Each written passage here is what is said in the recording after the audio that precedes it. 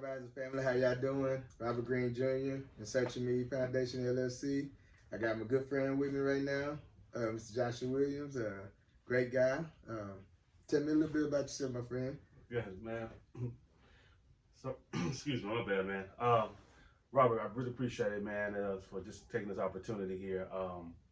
Well, where can we begin? One thing about me, man, I'm from A-Leaf, from the Southwest. That's swag. That's Southwest, so born and raised. So I'm an A-Leaf. Went to school out there, graduated out there, went to college also here in Houston, went to U of H. One thing about me, man, I'm a very active person, meaning I'm active in the lives of people. One thing I love to do is just see people succeed and be the best they can be. Okay, so what do you do to help people succeed? Well, one thing that gracious God has given me is I do several things. First thing is yes, I do a ministry portion of things. I do ministry work. Work with I do a lot of outreach and ministries around our community. Okay. I reach a lot of young and older people, in that capacity.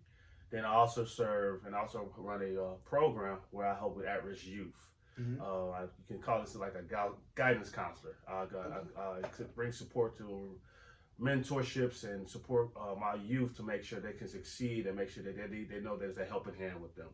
And then lastly, I work with fathers. Okay, that's where we met it. Yeah, that's where we met. Okay. So when I met, so fathers has been something in my heart. It was something I told myself about 6-7 years ago.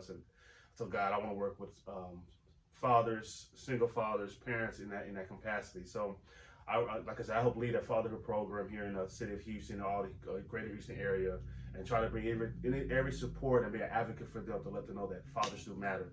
So we do. Yeah. What's the name of this program? Oh, so it's called 24/7 Dads, Okay. or our motto is be more. It's called Be More Than Dad, Be More Than a Dad, but Be a Hero. Okay. We will branch off through the Pelchin. Our goal is to try to make sure our dads know that they're valued. Okay, we value. That's what's up. That's what's up, bro. Yeah. So, okay. So how is a way that you feel like a dad is a hero and a dad should be valued? Oh, how important is the dad role? Man, it's very important. I mean, I think the dad's role has been important since the beginning of creation. You know what I'm saying? If you notice, a father, to become a father, you got to have a kid. Yeah. And the kid has learned from their father, and they have to transport and impact the community they're in. Okay. And so your question is, you said is how do I? I think your question is how do I? I hope I make sure I answer your question again. It's how to. Repeat that question one more time. Okay, basically, how's the dad is a hero and how's the dad valued? Okay, so first, the first question you asked is how's the dad as a hero? He's a hero by not only being present, but being present.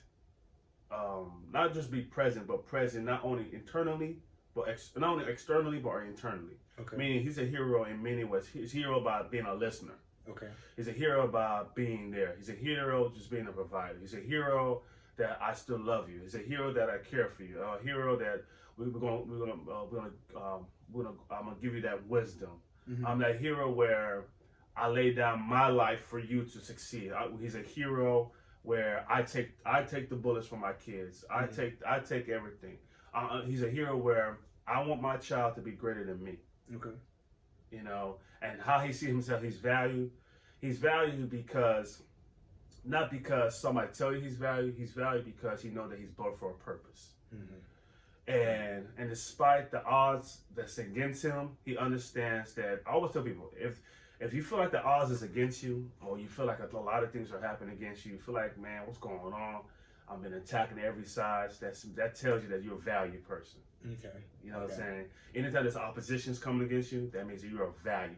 Okay. And so, because when you're a value, when you're a valued person, they don't want you to be out there, because what's going to happen once you identify that you're a value, that means you're getting ready to change something. You're about to make something, especially in the household. That's why, I don't want to be preaching it, but that's why the enemy attacks the fathers a lot, because that's why he tries to get them out of the household, because he's valued to the family. He's the head of the family. Okay. So he brings that in. So he tries to distort to say, oh man, you're not important, but say, no, y'all important. And so that's what he attacks on the most. Okay. So like exactly what inspired you? Like what father inspired you? Your father or different fathers, or what made you just like, this the ministry I'm finna go in, this is my calling, this is what I'm finna do? Cause like you said, you know what I'm saying, you did youth. Yeah. Troubled youth, Yeah. like, you know what I'm saying, and Yeah. you go around and you're helping the old elders. Yeah. And what made you just finna focus on the fathers now? Man. What was it? Who seen you? Like, what motivated you? So I'll be honest with you, man. So one of my bestest friends, she was a so it's two things. Okay. One, I go with one of my best friends. She was a single mother. She raised her own child, and I just felt that's like, man, what's with the fathers at? Like, you know, I don't want them to be raising by themselves. I was like, come on, I need those fathers to step up. Like, let's step up. And so it just poured in my heart, okay, I need to make sure that when I find fathers, I want to make them know, hey guys, you got a role to play right now.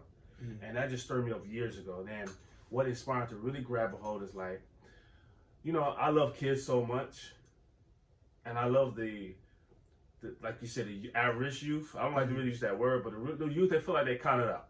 Mm-hmm. So every time I'm around them, I felt like a father to them. Yes, sir. And I felt that they always coming to me. They always come to ask me for advice. Mm-hmm. And it's like, and they're like, man, Josh, thank you for being there. And I just felt that father role. And then also too, my younger brother. Yeah. When my mother passed away at a young age, I had to play that father role too, to raise him up. I told him and speaking, and it just brought me to that place. Like, man, I just love fathers, man. Yeah. I just love it. And it just, and then you know, and that just spring up this watch. And then after that, I was just looking for things that, and then when you get older, mm-hmm. and you've been so mentorship so much, you have that father likeness so much, mm-hmm. and people feel it from you. It just drew me to just be that father and said, let's just find fathers out there and let them know, okay, I'm here for you. That's what's up. Cause I'll be honest, y'all help me a lot. Cause it's nobody's perfect. You know what I'm saying? Parenting is a day by day learning experience. You learn as you grow. But exactly. I mean, the tools that you guys gave me, like, you know what I'm saying, I implemented a lot of them, and remarkable. Like, and I want to personally thank you for that, though, man. Like, yeah, man, that was real dope, man. I appreciate that and the program that you're doing to helping the fathers. Man. Okay, so where's Joshua's next step? What's Joshua's next step? Yeah, where's Joshua doing next now? So give me a bowl of cereal, man. Okay. Get you a little break. Right. Get some cocoa for I got you. Man, Joshua's next step, man, that's really, I would say Joshua's next step is God's next step. Okay. I think my next step actually is really trying to grow the fatherhood program. Okay. Not only just from a local area, but it's a state level. Now the state is talking right now. Yeah. Because they saw the success of the program by the grace of God. Like, not everybody everybody knows that fathers do matter. There we go. We right now getting ready, by the grace of God, getting ready to do a fatherhood summit next year, first annual. We're trying to get all the fathers. That's so we're getting everybody. And not only it's going to be very unique because we want fathers who has other opportunities, who doing things so they can be vendors as well. Okay. So fathers within the fathers, we have a summit coming up in Houston that's going to be very big by the grace of God. That we're in a plan, hopefully towards the summertime. Hopefully before Father's Day, that Father's Day weekend, because it's a big thing, push. The next step is not just let everybody know, man, that not only with the fatherhood program that is growing itself and it's changing organization. Like Austin right now, they talking about it right now. Yes, they talking about it. It's changing. Now they see the job I was working with. It shook them so bad because remember they didn't really know. They didn't thought father. We were so known for working with parenting for so long. Mothers.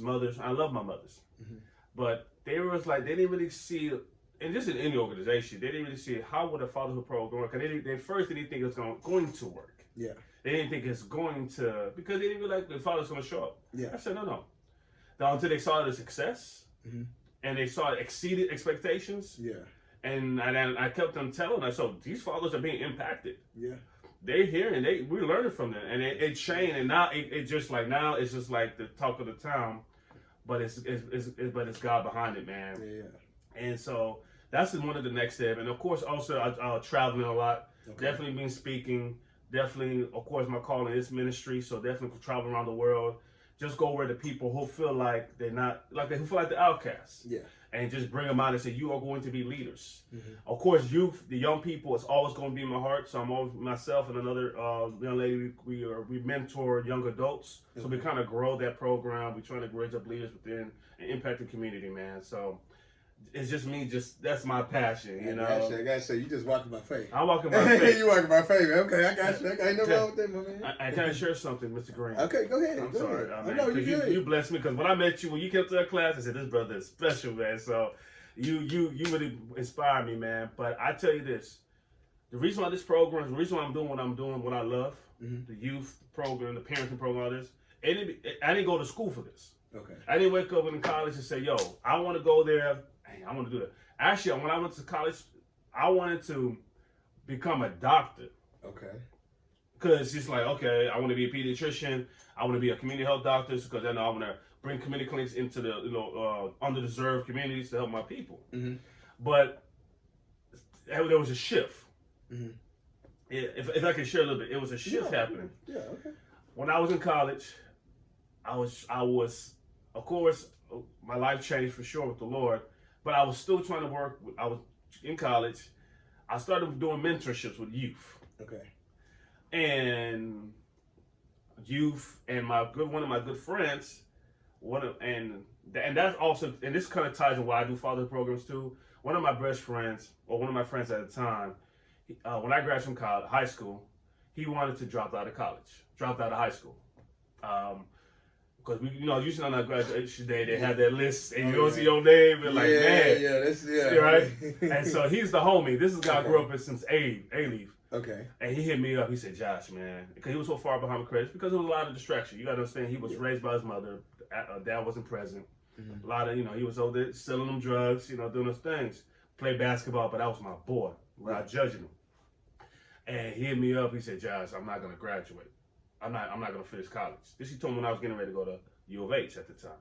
I told him, I said, I said, yo, JB, we're gonna do this, man. We're gonna make it sure before I go to class every day, I'm gonna drop you to high school. I'm gonna drop you in school. You're gonna get them credits, and I dropped them in night school as well. I was pushing. I was on them like right there. On top of that, I used to bring them on campus to bring around positive people. Because sometimes when you when you go in, you become a part of the environment. I got you. So, and then I used to come to his house to kind of talk. We had conversation, real talk conversation. We talked about the word. He's still doing his thing, but I don't know that his house, later on he told me, outside his house, his mother's house, you used to have the constable cops outside the street. Yeah. So I'm over here all the time. I'm like, why the constable up there? Later on down the line, he was telling me, Joe, they were just watching because they knew my house was, was a trap house. I said, man, so you trying to get me shut up while we doing Bible study, guy? So I'm over here, but it was just, it was a non-judgmental space. Mm-hmm. Encouraged him, taught him. And of course, eventually he was able to finish it within 2 years. He had a baby at a young age. I remember he called me up. I rushed him to the hospital to go see his baby. Because that's who I am as a person. I'm there I don't want to judge. I want to make sure you succeed. Because, we learn from our things so we can be better. Mm-hmm. I hit him up, called him. Then a couple of years later, my junior year in college, I was still in that place in the middle. Do I really want to go to medical school? Because things were shifted. I was involved with so many, average programs. I was doing some internship program, Thorough Award. Okay. It was called Host for Youth down in Yellowstone. Every Friday Night Live. This used to call it Friday Night Live. I was just up there. It was just something about these youth. Mm-hmm. So as I got my degree, I decided I'm not going to do medical school. Then I was working on my master's, and something just telling my heart. I said, God, I noticed you got me around people so much, young people, older people, parents, all this. I said, I don't want to do this. I told my dad, I said, Dad, I'm going to change that career path. Mm-hmm. That was almost 10 years ago. I changed that. I stopped. I changed that path, and I finished it. I not go pursue medical school or my public health program. I just said, I'm going into the field of social work because I think that's really, I think I'm called to do. Yeah. Right there. People are like, oh man, Josh, come on, you can make the money in the world, this and this. I said, no, it's not about that. Because I told myself, once I do, I'm going to have my own nonprofit organization, mm-hmm. which God has blessed me with my own nonprofit organization. Mm-hmm. I dropped that 10 years ago. Man, that was one of the toughest decisions, but it was one of the best decisions of my life. Yeah. And because of that decision I made, I ventured to a lot of youth programs, helped them succeed, did a lot of mentorship programs, did a lot of teaching, then did a lot of parenting classes, then traveled to do the ministry. And now look where I'm at right now. Yeah.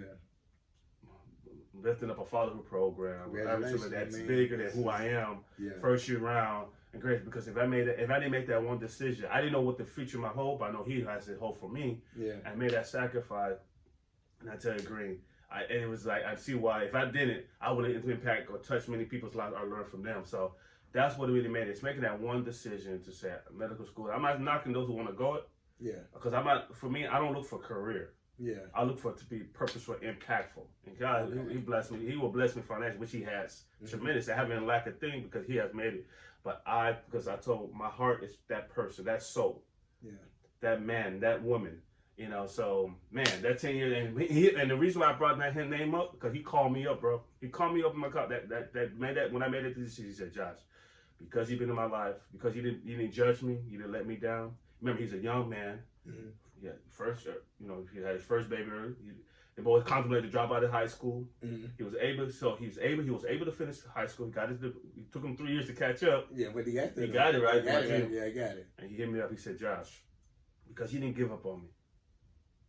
Because you didn't give up on me. Many people give up on me. You were there for me. You took me to school. You brought me around people, influential people. I want to make a life-changing event in my life. I want to change my life. I'm gonna leave that life for the streets. Leave that life with that. And remember, he was in and out of jail too. He lived that. You know what we're talking about. He said, I'm gonna leave that life, that street life. I really want to give my life to the Lord and just change and impact. Man, that young man went back and started really impacting his community right now. Do a lot of things up in A-Leave and doing a lot of things because he had somebody on his side. Yeah. So that right there said, okay, now I know what my work. Remember we were asking my value. I said, now I know my value now. Okay. My value is I need to help people. That's what's up. So sorry. No. You good because that's what the purpose of In Search of Me Foundation. Like, you know what I'm saying? It's like that was in search of yourself, like finding yourself. So like, cause like with the youth, I never thought I'd see myself going back to juvenile centers and speaking to youth. It is very impactful because like with like fatherhood, a lot of these kids growing up without fathers. Yeah, exactly. Like, and I was one of those. Not blaming him, I still turned out well, but I believe that a father, the lessons that you teach and being there, that's good. You need both. You need both of your parents. So yeah. And like again, the 24/7 day, and I'm telling y'all guys, I'm not even just now. I'm not hyping it up. This is real time, man. I went through this program, and it helped a lot. I was going through some stuff. I had just got divorced. My mom was one place. Like, it's real therapeutic. It's good. So I mean, gentlemen, y'all need to reach out. It's cool. Yeah. How can they reach out to you?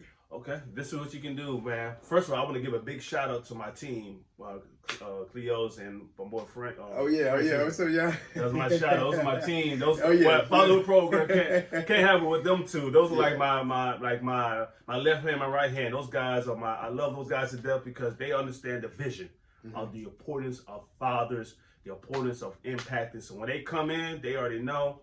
They know what it is. They know what time it is. But of course, they care for my dads.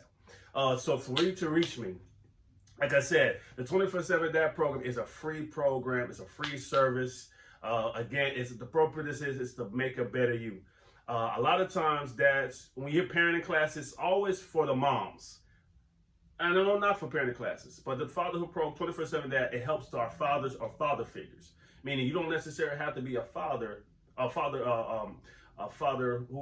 man who has biological kids your own. You can play a father figure role, either your uncle, a coach, a mentor, a stepdad, foster dad. You play that. So this program is always welcome to you.